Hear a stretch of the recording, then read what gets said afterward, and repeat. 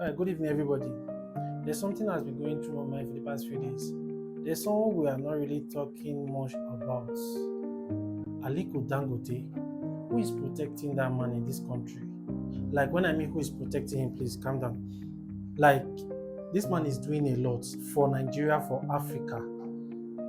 Now, this man has succeeded in building refinery in Nigeria. He has plan of building in other part of the continent. And agriculture, he has been there trying to mount fertilizer factory plant and all of these things. What am I trying to say? Even the oil sector alone, as a Niger Delta born and brought up, I know the oil sector is not a place you touch anyhow. That area, in fact, Nigerian journalists call it the red button. That means you don't poke that area. But this man set up his refinery. I know at the beginning it was doubted.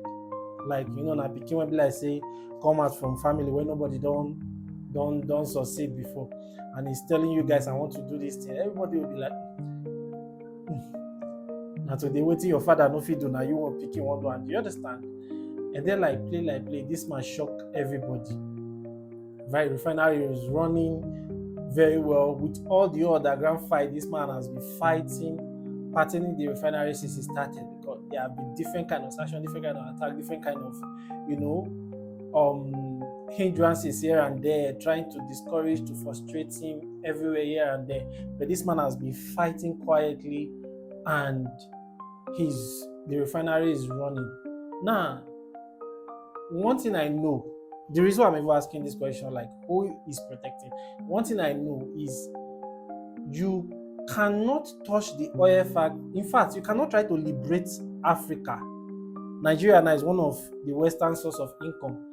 Now, generalizing it to Africa and trying to build refinery in other part of Africa, giving them the idea, making them know that okay, they can do it and all, is one thing I know the Western people will not, the Western nation, the Western powers would not take. You get some people who not do rich like this before they send what's these their people, these their coded CIA, yeah. Some people did not do up to this before they send CIA after them.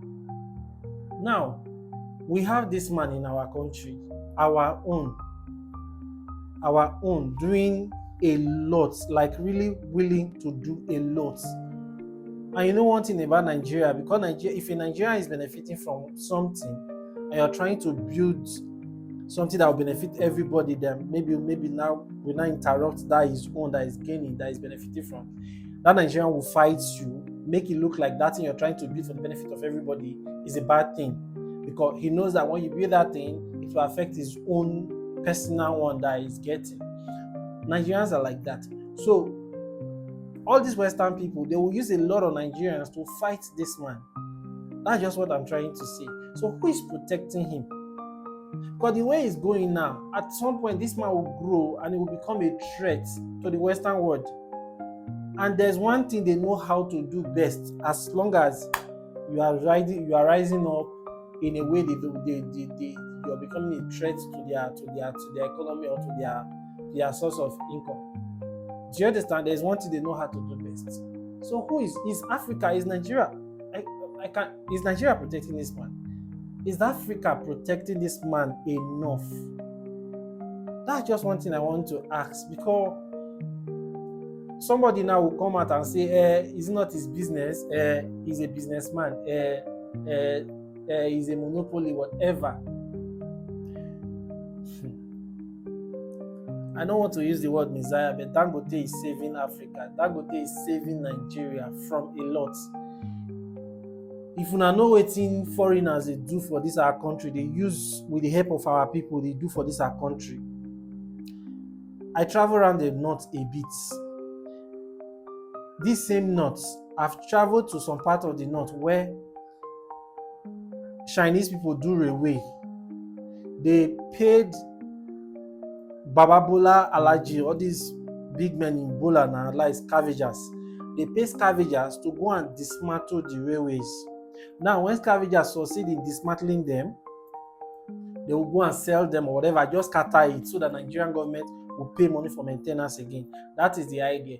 The other day I was coming from one part of the north, and then our vehicle has a little, breakdown. Then we just parked by the side there. While we were parked there, a China Helos, this their GAC and co, just like an Helos, came and parked beside us with a security something illegal anti-illegal mining or something that be illegal mining task force, something like that. Yeah, that illegal mining task force.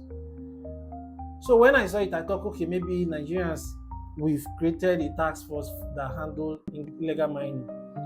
All for these people to come down from the vehicle like they wanted to ease themselves and co and all for these people to come down from the vehicle, and they were all Chinese people.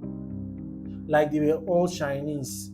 Even the driver down, all Chinese, doing task force in our country. The mining issue I'm talking about now is another red button you cannot go into. Are you guys not surprised? Why are your journalists? This country now be like where we don't get journalists. All journalists now they focus in politics and all and all and all. Why are journalists not looking into mining in this country? We'll be hearing illegal mining. It don't become an English word. But why are the journalists not looking into illegal mining? Investigate it. Okay, this place is an illegal mining there, and this is what they are exporting from that place and all. Why are they not looking into it? Because that area now red button. All of this unrest you're hearing, all of this insecurity and all, it is deep. I don't want to even go into all of that. All of the kidnapping you're hearing about, do you really think that money, those money they are collecting, the ransom of 100 million? The other day, we hear a rumor that even Nigerian government paid about 400 and something million, and 500 and something million.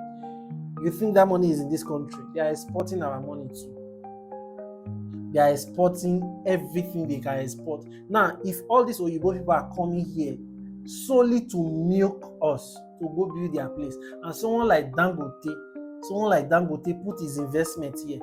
There are politicians that have money more than Dangote, but they put their investment abroad, real estate and all of that. I remember when Dubai was developing, Dubai came to Nigeria several times. Dubai real estate will come to Nigeria and they will come and do, what is it called now? Real estate conference, whatever.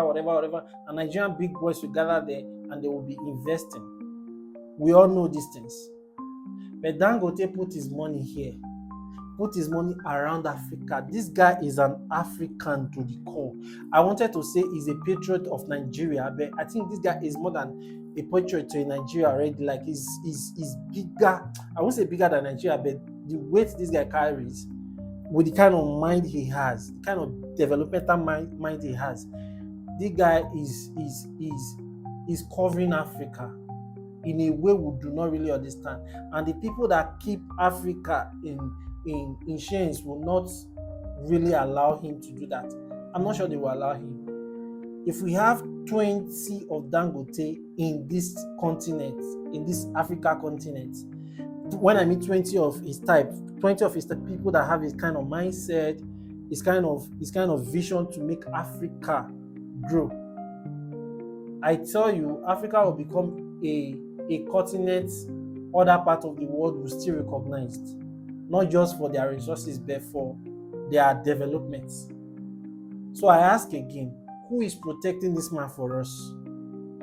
Who is protecting this man for us? Because with the way this man is going, it's a matter of time before he becomes a threat to the Western world. So who is protecting Dangote for us?